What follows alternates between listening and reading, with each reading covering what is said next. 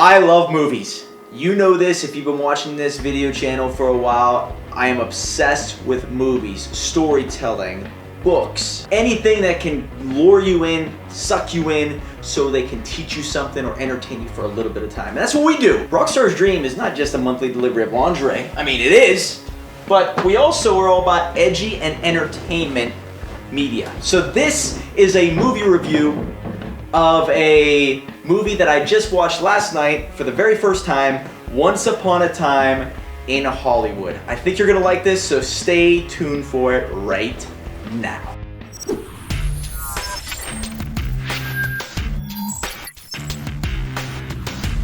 Okay guys, if you haven't seen this movie, I do highly recommend you watch this. So I'm gonna tell you about the whole movie. This is a spoiler for you. If you haven't seen it, I'm going to tell you some really funny things about it. If you're not interested in seeing it, maybe you want to watch the whole thing.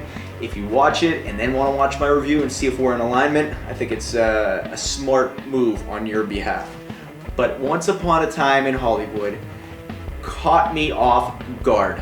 Okay, let me just break this down for you. I'm not a big fan of Quentin Tarantino, the person. Okay? I think his viewpoints, I think what he stands for, I think what he believes is insane. A lot of craziness with his life. Can't take away his skill set, his ability to direct and write movies. He's one of the best in the world, maybe one of the best of all time. I love Pulp Fiction, I love Reservoir Dogs. Some of his other movies were a little shaky, but Kill Bill 1, Kill Bill 2, you gotta love them. Okay, so having said that, I was a little bit uneasy of watching this movie, but it just came available on my TV, so I could just stream it.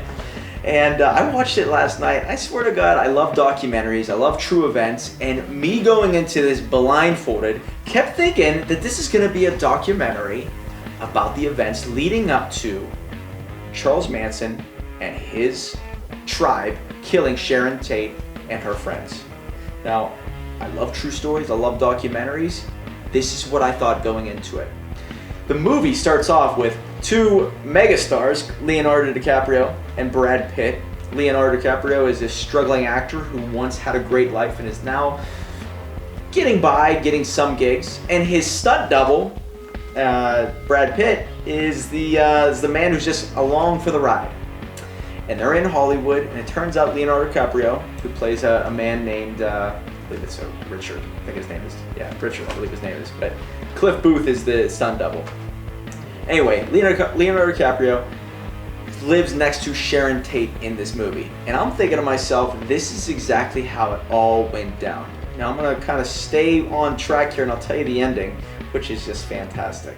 But Leonardo DiCaprio, kind of doing all kinds of wild things. You fall in love with the character, you find out his backstory, you find out how he got from A to B and where he's at now, and you learn why he thinks certain ways. Then you also find out, and this is almost like just a mix mash of things, but why his stunt double is also living the life that he lives. Why he got there, backstory with his ex-wife, backstory with his kids, the backstory with why he's a stunt double, his backstory with fighting Bruce Lee at a moment, fighting people in his life and becoming this badass stuntman who was a known badass, okay?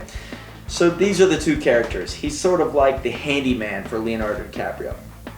Anyway, you're also, throughout this movie, learning a little bit about Sharon Tate, what she is doing on the night before she's killed.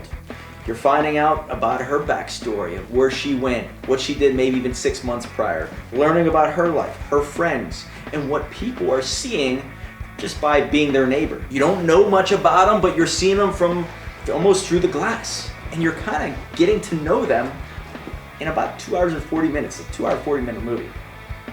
Anyway, whole movie's pretty entertaining. It's very slow at points, but they're telling a story, and it's character development. And throughout all of our books that we've worked on and documentaries we put together, we understand a little bit of the psychology about building characters, building storylines.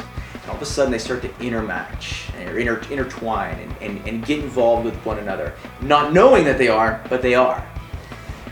When it comes time for the actual night of the murder of Sharon Tate and her friends. Now, if you guys know anything about Sharon Tate, she was an actress back in the day, in the 60s. And she married Roman Polanski, and he was a director. Okay, a major director back in the 60s. So anyway, Sharon Tate and her friends get together.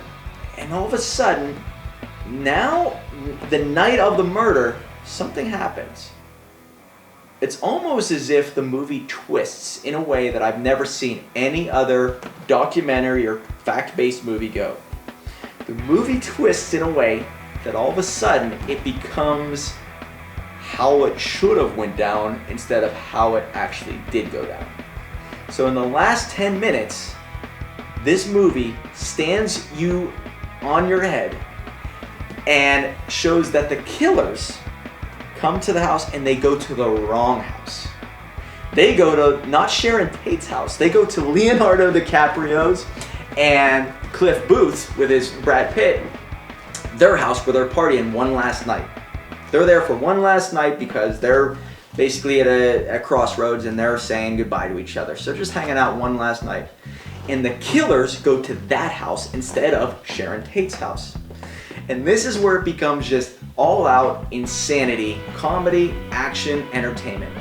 Where all of a sudden now, it goes down the way it should have went down. The killing goes down from the perspective of these characters killing the bad guys now. Now, I don't know if you understand how insane that is when you're watching it, you think it's a documentary. Then Sharon Tate's killers actually get killed by Leonardo DiCaprio and Brad Pitt in really entertaining ways.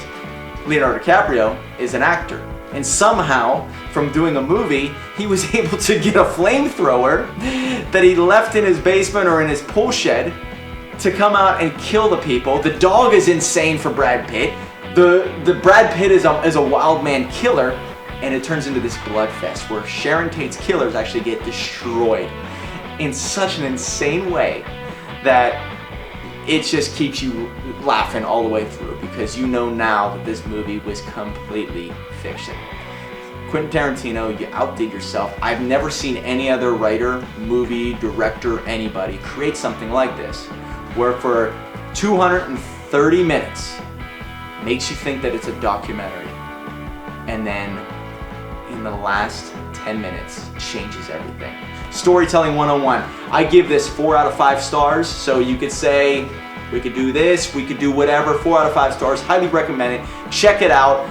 It is going to blow you away. Now, anybody else out there have any movies that just blew you away in the last 10 minutes, please send them my way. I want to review them. I want to talk about them.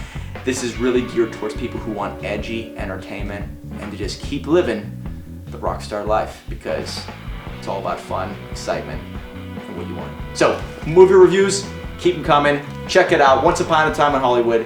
We'll see you next time.